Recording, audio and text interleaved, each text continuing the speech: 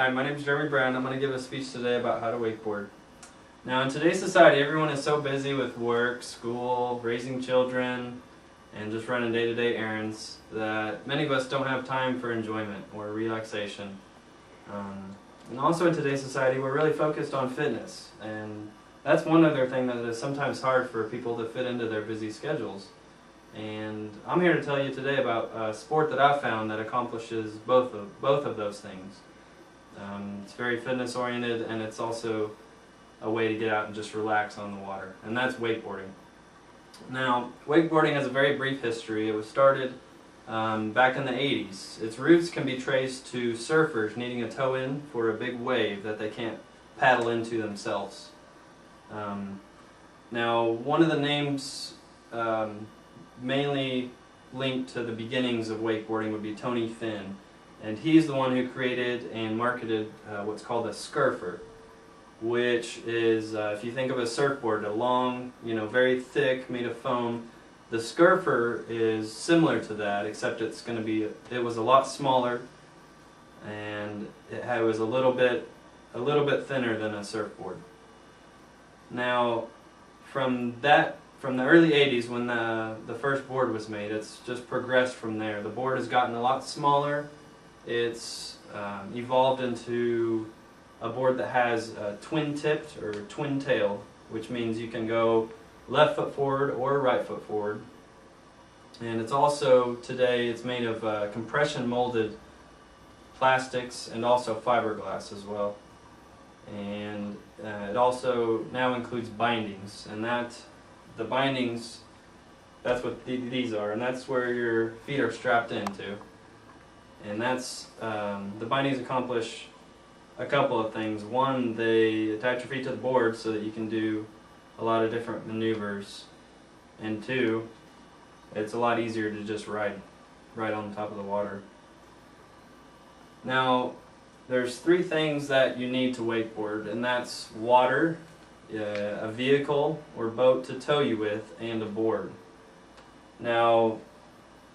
Now with the water, you definitely want to be in water that's deep enough so that when you fall, you don't hit and break your head.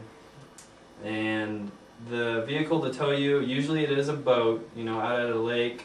There's a lot of lakes around here that people can use. But you can also use a four-wheeler on the side of a spillway. You can use a winch, which is similar to a winch you'd find on a truck, except it's a little more high-powered. And the boards, there's different boards actually. There's a wakeboard, and there's also what's called a wake skateboard, which is similar to a wakeboard. It doesn't have bindings. It's just like a skateboard, how it has grip tape on the top. You can do a lot of the flip tricks like you can on a skateboard. You want to, if you're selecting a wakeboard, you want it to come to about your chin area. You also want one with bindings if you want a wakeboard. If you want a wake skate, you need to buy a wake skate, which is a completely different board. Now, on the wakeboard, on the bottom, you'll find different shapes and different size fins. Some fins are molded into the board itself. This one has small fins like that. I prefer the smaller fin so that you can still get good pop off of the wake, good jump.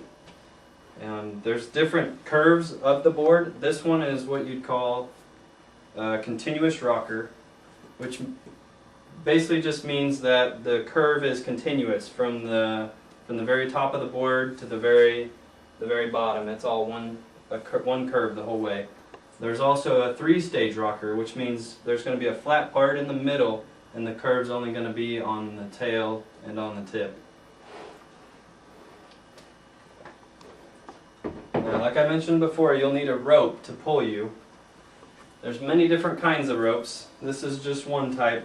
There's always going to be a handle that you're going to hold on to while you're standing on the board moving along the water. This type of rope is actually there's a metal wire underneath of this plastic, and I like that type because it gives less pull and give. Basically, it doesn't stretch at all. So it doesn't whip you around when you're wakeboarding. Now, just to get a little visual of of what I'm talked about here. This is a picture of somebody wakeboarding. As you can see, the wakeboarder here, the wakeboard boat, there's a rope from the top of this tower here, which is hard to see, I know. The rope is going to be attached to the top of the tower, and then this boarder is holding on to the handle. And you just get pulled along that way, just holding onto the rope. And there's just a couple more pictures here. This is of types of tricks that you can do. This one is just a straight air. There's also flip tricks that you can do, which this guy obviously is in the middle of a flip. Can't tell if he landed it or not.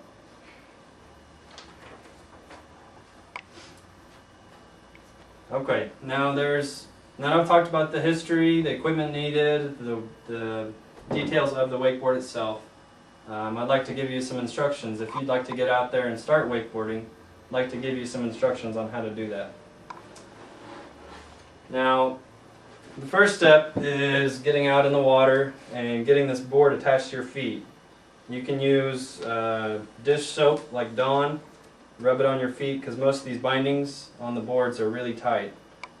So definitely get some kind of dish soap or something to get your feet in there a lot easier. Every binding is going to be different. There's usually straps. This one has Velcro straps. So once you get your foot in there, you strap that across and you're tightened in. Okay, so once you've got the board on, you want to get the rope into your grip. You want to have the rope. You want to turn the board so that you're horizontal to the way that you're moving. So if I'm going to be moving this way, this is how I'm going to have the board, horizontal to the way I'm going to move. So you're strapped in, you want the rope, you want to hold onto the rope with both hands right in the middle, in between your feet, and be facing straight toward the back of the boat. So when you're ready, you always give some kind of signal to the driver, let him know that you're ready to go. He's going to basically just gun the boat at the very beginning. He's going to, full throttle. There's going to be a lot of force of the water on the bottom of the board here. So the water is going to be pushing against here. It's going to want to just push this board and make your knees bend. It's going to want to push the board right into your chest. You've got to kind of fight that urge, and you've got to keep your knees semi-bent because you don't want your legs locked straight. That's not good. You want your knees semi-bent so that when the boat starts going and all this force comes on the bottom of the board, you're going to use that force and push your weight, your knees, you're going to push your weight against that and begin to stand up. And as you stand, that's going to lessen the angle of this board and make it more horizontal to the water. So that when you get to a certain point, as you're standing up, as you're in the middle of standing up, you're also going to turn the board so that you're perpendicular to the boat, so that you're moving the way you're going to travel, going straight.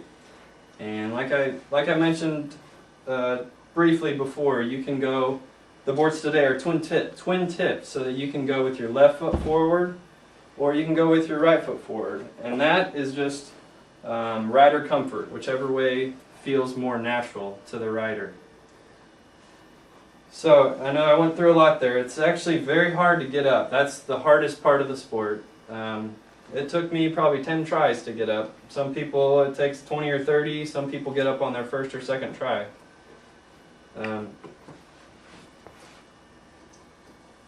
So that now we've gone through the history of the sport, the different equipment and techniques used, and the process of actually standing up. Does anyone have any questions so far about? Yes? I do. What's goofy foot? I hear people talking about goofy foot. Goofy foot is, like I was just saying, you can move with your left foot forward or your right foot forward. Most people it's more comfortable for them to go with their left foot forward. So since the majority of people go with their left foot forward, goofy is going to be going with your right foot forward, because not many people find this the most comfortable way to travel on the board. Okay. Thank you. So goofy is right foot forward. Yes? Are there other sports similar to this that people have done? They think they could do this one pretty easily? Yes, I'd say the sport that this is most similar to would be snowboarding. Snowboarding and surfing. Now, if you're a skateboarder, it would be probably wake skating would be the easiest sport for you to start learning because it's the most similar to skateboarding. All right, well, I'd like to thank you all for your time today, and that's it.